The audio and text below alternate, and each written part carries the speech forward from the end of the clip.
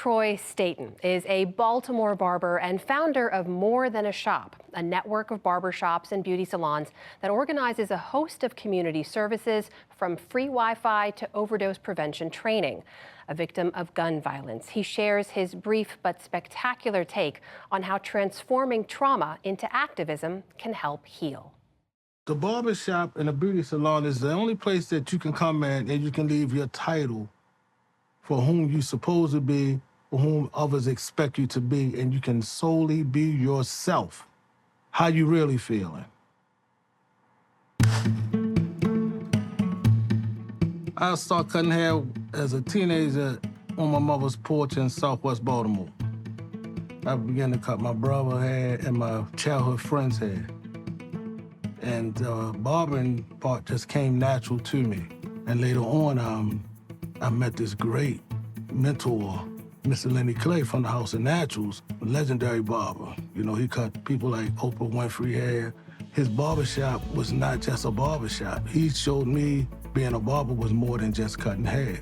One of my first collaborations was I turned the barbershop into an alternative art space for African-American artists because I understood that art had been taken out of the public school.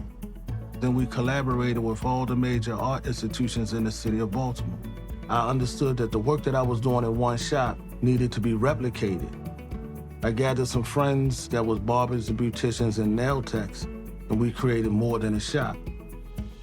More Than a Shop is a network of barbershops and beauty salons that's bringing resources directly to the community. We understand that Miss Shirley is raising her fourth generation of great-grandchildren. She's on a limited budget. So let's send some of this food down to Miss Shirley. The house over here, they have a problem with substance abuse. So we address that by sending Norcan to them. People don't really necessarily trust a lot of hospitals. But if you keep coming to the barbershop and I understand this, I say, listen, when last time you had your blood pressure checked? And you have them come to the place. We had did over 5,000 healthcare screenings. We did vaccinations for COVID because what I understood, that in every community and everywhere there wasn't a Walgreens, but there's a barbershop. We understand what's taking place in our communities. Barbers had always been the quintessential person who came through from one plantation to another plantation who carried the word, the message. They knew what was going on. The civil rights movement started within a barbershop before it went to the church. Community members trust us. Why? Because we are part of your family. We give people from their first haircut to their last haircut, from times of grief to celebrations.